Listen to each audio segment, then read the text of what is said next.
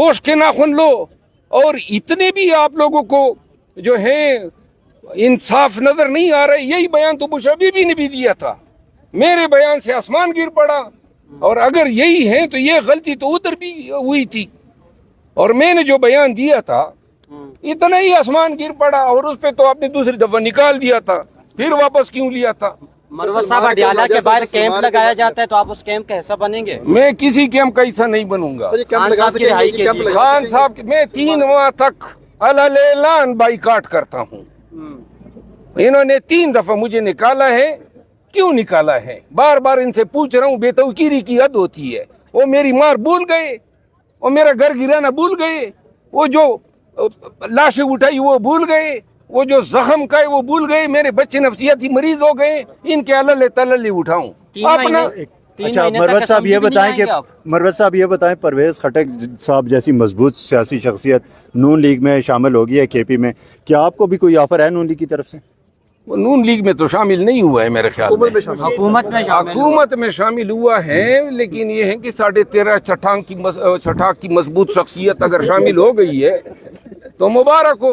शहबाज शरीफ साहब, एक बात याद रखें, परवेज खटक साहब जो हैं इस उम्र में उनको ओहदे के लालच नहीं रखना चाहिए था। और अगर वो आ भी गए हैं तो नून के पास कोई जो है जस्टिफिकेशन नहीं है कि कोई वजाहत दे कि क्यों लिया। सर क्या गंडापुर के रिप्लेस के तौर पे क्या रिप्लेस? ये तो वो इलेक्शन से पहले खैबर पख्तूनख्वा का करता धरता था। खैबर पख्तूनख्वा का करता धरता था। उस वक्त जो है कुछ नहीं कर सका। गलतफहमी है 2 माह के बाद मुझे ये इस मनसब पे नजर नहीं आ रहा। आपके अलावा कोई अरकान और बोल क्यों नहीं रहे इस मसले पे? थोड़ी बहुत आवाजें उठती था, वो भी उठना बंद हो गई। खामोश क्यों हो गया? सारे खामोश क्यों हैं आपके अलावा? खामोश इसलिए हो गए कि इन्होंने गालम गलोच ब्रिगेड इनके पीछे डाल दिया, और मैंने खुद उनको कहा कि भाई गालियां खाने से बेहतर है मेरे लिए कोई आवाज न उठाएं। लेकिन ये मैं बता दूं कि पूरी पार्टी जो है इन रवैयों से नाक तक आई हुई है, नाक में दम हुआ है। ये लावा है जो किसी दिन पटेगा, और जिस दिन वो लावा पट गया उस दिन जो है पाकिस्तान तहरीक इंसाफ अपनी असल शक्ल इख्तियार करेगी। शक्ल इख्तियार करेगी या बिल्कुल ही खत्म बनाने जा रहे हैं? आप फॉरवर्ड ब्लॉक तो नहीं बनाने जा रहे पीटीआई में? यार मैं ये बार बार इस सवाल का जवाब दे चुका हूँ ना। नहीं, आप लोगों भी खतरे में शानदाना गुलजार मजबूत हुई है या नहीं हुई? केपीके में जाके तो वो इजलास करते हैं, उनको गिरफ्तारियों का डर है।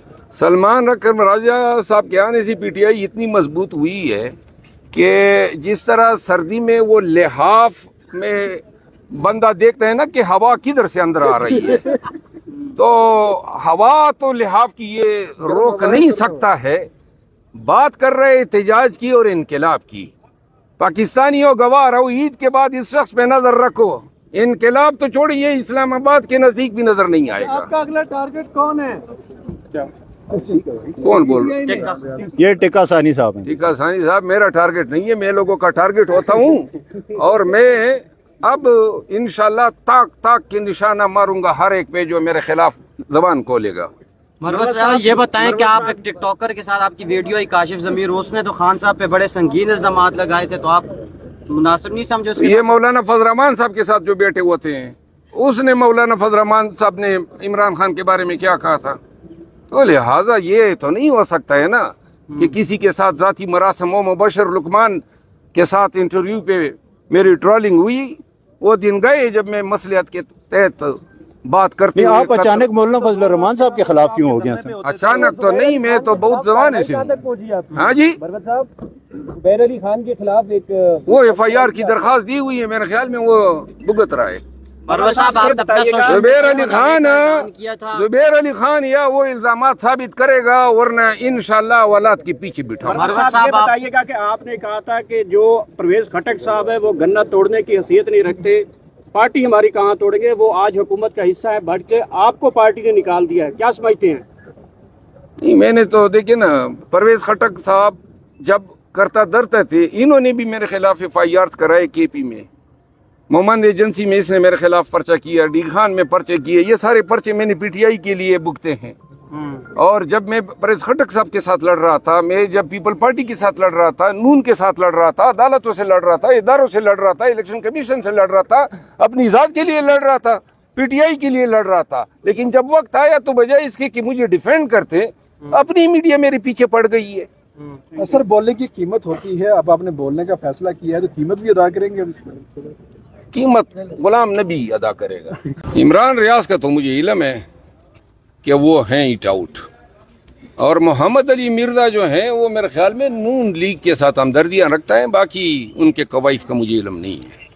तो वैसे इन दोनों की लड़ाई एक्चुअली रीजन क्या है, कहाँ से शुरू हुई? कोई इल्म नहीं है, आप बता रहे हैं कि इनकी लड़ाई है, बाकी आई डोंट नो।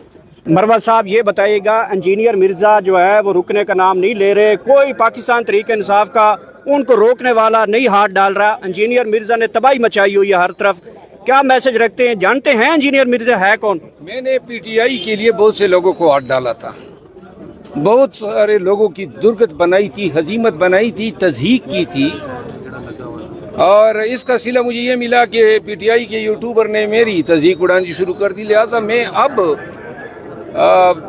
किसी की तज़हीक नहीं करूँ। आपने इनके बारे में कहा था कि ये कवाल के पीछे हमनवा लगता है मुझे, तो वो जुमला फिर वापस ले रहे हैं आप इंजीनियर मिर्जा के लिए? नहीं, मैं इस पे बाद में कमेंट करूँगा। आप इमरान रियाज और इंजीनियर मोहम्मद अली मिर्ज़ा दोनों पर तनकीद कर चुके हैं, तो क्या समझते हैं ये पीटीआई के बारे में जो इंजीनियर मोहम्मद अली मिर्ज़ा कह रहे हैं कि यूट्यूबर्स को जनरल फैज़ वगैरह ने कुछ से ले देकर पाला, सब्सक्राइबर वगैरह उनका इमेज बनवाया, ये सच है?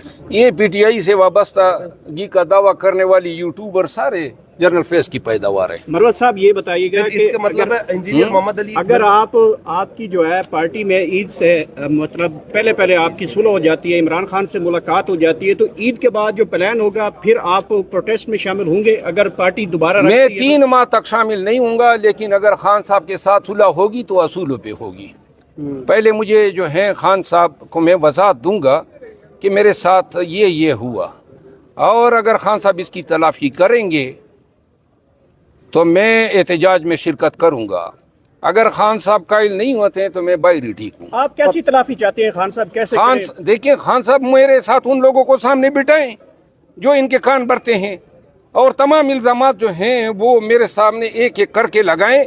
अगर मैं ये साबित न कर सका कि खान के साथ इस केस में धोखा हुआ है और उन खान को मेरे लिए ये फैसला करवा के मेरे साथ जुल्म किया गया, मैं हर किस्म का अर्जाना भरने को तैयार हूँ। ये क्या बात हुई, 3 दफा निकाला, ओ भाई दिल आपका भर ही नहीं रहा है, बस ही करो। मरवत साहब, अभी कुछ इतलात ये भी हैं कि पाकिस्तान तहरीक इंसाफ के मजीद कुछ लोगों को इसी तरह जिस तरह आपके साथ हुआ इस तरह किया जा रहा है, तो क्या ये पार्टी इख्तिलाफात का शिकार हो? इख्तिलाफात का नहीं, ये पार्टी में निकाला जाना जो है ना एक कल्चर बना हुआ है, फलां को निकालो। अभी उस दिन फैसल चौधरी के साथ क्यों किया? फैसल चौधरी मेरे बारे में कोई अच्छी बातें नहीं करता है, लेकिन वो एक वॉलंटियर था, एक अच्छा वकील है।